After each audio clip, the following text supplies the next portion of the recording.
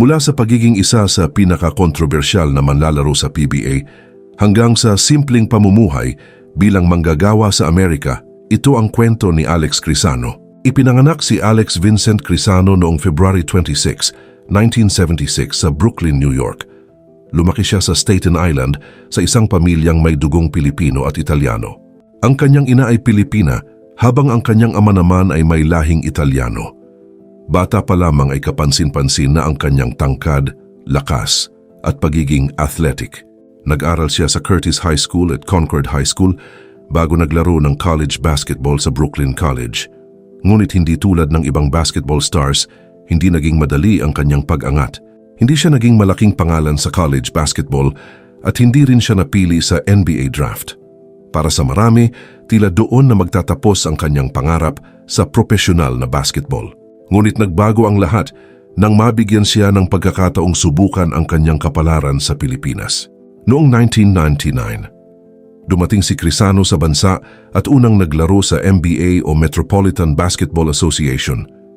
Naglaro siya para sa Nueva Ecija Patriots at kalaunan ay sa Pangasinan Waves. Hindi man siya ang pinakamagaling na scorer, mabilis siyang napansin dahil sa kanyang matinding enerhiya, rebounding, depensa at pagiging walang takot sa loob ng court. Dahil sa ipinakita niyang tapang at pisikal na laro, nakuha niya ang atensyon ng Barangay Ginebra Kings. Noong taong 2000, naging direct hire siya ng Ginebra at dito nagsimula ang kabanata ng kanyang buhay na magpapakilala sa kanya sa buong bansa. Sa Ginebra, hindi siya superstar. Hindi rin siya franchise player.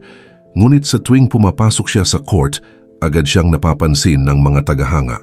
Kilala siya bilang isang enforcer. Siya ang manlalarong handang sumalo ng banggaan, makipagsabayan sa malalaking import at protektahan ang kanyang mga kakampi kapag umiinit ang laban. Pero bago po ang lahat, baka pwedeng palike muna ang video na ito. Isang simpleng click lang, pero malaking tulong yan sa aming mga content creators para makagawa pa ng mga kwentong gaya nito. Maraming salamat po. Dahil sa kanyang agresibong estilo, mabilis siyang naging paborito ng mga tagahanga ng Ginebra. Tuwing nakakakuha siya ng rebound, nakakapagbigay ng matinding depensa o nakakadunk, madalas siyang mag-flex ng kanyang mga kalamnan habang sinasabayan ng sigawan ng mga manonood. Ito ang isa sa mga naging trademark niya sa liga. Ngunit kasabay ng kanyang kasikatan ay ang pagdami rin ng kanyang mga kritiko. Marami ang humanga sa kanyang tapang, ngunit marami rin ang bumatiko sa kanyang pagiging agresibo. Madalas siyang masangkot sa mga technical foul, flagrant foul at mga girian sa loob ng court. Dahil dito, nabansagan siyang isa sa mga bad boys ng PBA. Hindi rin nakatulong ang kanyang personalidad sa labas ng court. Kilala siyang prangka, mainitin ang ulo, at mayabang ayon na rin sa kanyang sariling pag-amin sa mga panayam makalipas ang kanyang karera. Sa kabila nito, patuloy siyang minahal ng maraming fans dahil sa kanyang pagiging totoo sa sarili at sa walang takot na paglalaro. Sa loob ng kanyang karera, naglaro siya para sa iba't ibang team kabilang ang Ginebra, Talking Text, Barako Bull, Powerade, Global Port, ngunit sa lahat ng kanyang nilaruan, ang Ginebra ang team na nagbigay sa kanya ng pinakamalaking kasikatan. Isa sa pinakamahalagang sandali ng kanyang basketball career ay nang maging bahagi siya ng Ginebra squad na nagkampiyon sa 2008 Fiesta Conference. Bagamat hindi siya ang pangunahing scorer ng team, naging mahalaga ang kanyang papel bilang depensibong espesyalista at energy player. Habang lumalakas ang kanyang pangalan sa basketball, naging usap-usapan din siya sa mundo ng showbiz. Naging laman siya ng entertainment news dahil sa kanyang relasyon sa komedyante at TV personality na si Ethel Buba. Ang kanilang relasyon ay isa sa mga pinaka-pinag-usapang celebrity relationships noong dekada 2000. Madalas silang mapabalita dahil sa kanilang mga away, hiwalayan, balikan, at iba't ibang kontrobersya. Dahil dito, naging pamilyar ang kanyang mukha hindi lamang sa mga basketball fans, kundi maging sa mga sumusubaybay sa showbiz. Dahil sa kanyang kasikatan at kakaibang itsura, nabigyan din siya ng pagkakataong umarte sa telebisyon at ilang pelikula. Lumabas siya sa iba't ibang fantasy at action programs kung saan madalas siyang gumanap bilang higante, kontrabida o iba pang karakter na bagay sa kanyang matipunong pangangatawan. Ngunit habang tumatagal, Nagsimula ring dumating ang mga pagsubok. Naranasan niya ang iba't ibang injury na nakaapekto sa kanyang paglalaro, kabilang ang isang malubhang Achilles tendon injury. Habang tumatanda, unti-unti ring nabawasan ang kanyang playing time at papel sa mga kopo ng kanyang nilalaruan. Pagsapit ng 2013, tuluyan nang nagtapos ang kanyang mahigit isang dekadang karera sa PBA. Matapos ang basketball, sinubukan niyang manatiling konektado sa sports bilang personal trainer at basketball mentor. Nagbahagi siya ng kanyang karanasan sa mga kabataan at naging bahagi ng iba't ibang basketball clinics at outreach programs. Ngunit isa sa pinakamahirap na realidad na kanyang hinarap ay ang usaping pinansyal.